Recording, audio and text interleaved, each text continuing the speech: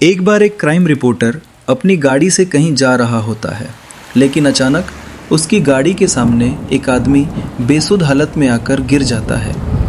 तभी crime reporter अचानक अपनी गाड़ी का ब्रेक लगा लेता है, लेकिन वो बहुत घबरा जाता है। उसे समझ नहीं आता कि इतने सुनसान रास्ते में ये आदमी कहाँ से आया। तभी वो हिम्मत करके गाड़ी से बाहर निकलता है और उस आदमी को उठाता है। तभी वो घबराते हुए रिपोर्टर से बताता है कि कोई उसे जान से मारना चाहता है, इसलिए वो अपनी जान बचाकर भाग रहा था। लेकिन रिपोर्टर को उसकी बात पर भरोसा नहीं होता।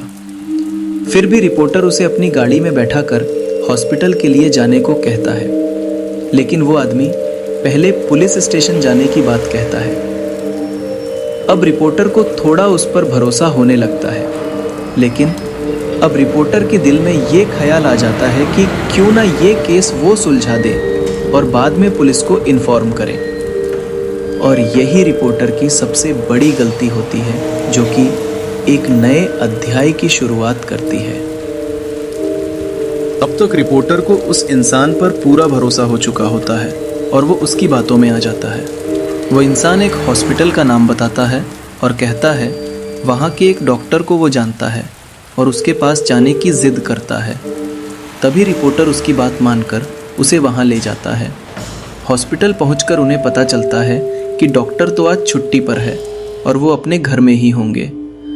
तभी वो इंसान रिपोर्टर कहता है कि डॉक्टर से घर जाकर मिलते हैं। रिपोर्टर के मना करने के बावजूद भी वो उसे चलने को मना लेता है।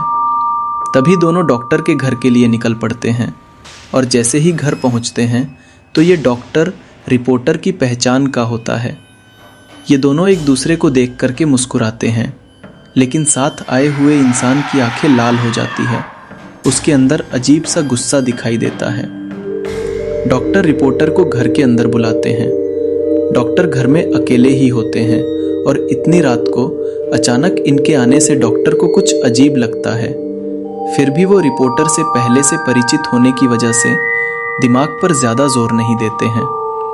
तभी रिपोर्टर डॉक्टर को सारी घटना बताते हैं, लेकिन डॉक्टर को फिर भी ये बात समझ नहीं आती कि ये आदमी उन्हें कैसे जानता है जो रिपोर्टर के साथ आया है। तभी वो इंसान डॉक्टर के बारे में कुछ पुरानी बातें बताता है, जिसकी वजह से डॉक्टर को भी यकीन हो जाता है कि वो इंसान सच बोल रहा है। शायद डॉक्टर ही उसे भूल गए होंगे। अचानक डॉक्टर उठकर कहते हैं, रुकिए, मैं आप लोगों के लिए चाय ले आता हूं। तभी वो आदमी कहता है, आप रहने दीजिए, मैं चाय बना देता हूं। आप मुझे अपने किचन का रास्ता बता दीजिए। लेकिन डॉक्टर को यह अनुचित लगता है तो वो उसे मना करते हैं। लेकिन वो इंसान काफ़ी जिद करने लगता है, तो डॉक्टर को मजबूरी में उसे किचन तक ले जाना पड़ता है और डॉक्टर उसे चाय का सामान देते हैं और बाहर चले जाते हैं। तभी वो आदमी गैस का रेगुलेटर ऑन करके किचन की सारी खिड़कियां बंद कर देता है और थोड़ी देर बाद डॉक्टर को आवाज़ देता है कि आपका लाइटर नहीं चल रहा डॉक्टर। जैसे ही किचन में आते हैं तो उन्हें गैस की बदबू आती है, लेकिन वो सामान्य बात समझकर उस इंसान से लाइटर लेते हैं और जैसे ही वो लाइटर जलाते हैं वो आदमी बाहर भाग जाता है और अचानक गैस की आग डॉक्टर को चपेट में ले लेती है। अचानक हुई ऐसी घटना से रिपोर्टर को कुछ समझ नहीं आता और वो रिपोर्टर उस आदमी के साथ घर के बाहर भागता है। रिपोर्टर ये घटना देखकर जल्दी से पुलिस को इन्फॉर्म करता है और साथ ही साथ फायर ब्रिगेड को भी बुलाता है, लेकिन तब तक बहुत देर हो चुकी होती है। घटनास्थल पर पुलिस के आने के बाद रिपोर्टर उस आदमी के साथ वहां से निकल जाता है और गाड़ी की स्पीड तेज करते हुए कहीं अकेले स्थान में जाना चाहता है। दरअसल ये सब देख करके उसका दिमाग घूम चुका था।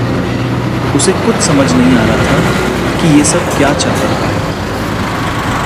तभी अचानक बगल में बैठा हुआ आदमी उसकी गाड़ी का स्टीयरिंग व्हील घुमा देता है और गाड़ी रोड के किनारे एक खाई में चली जाती है।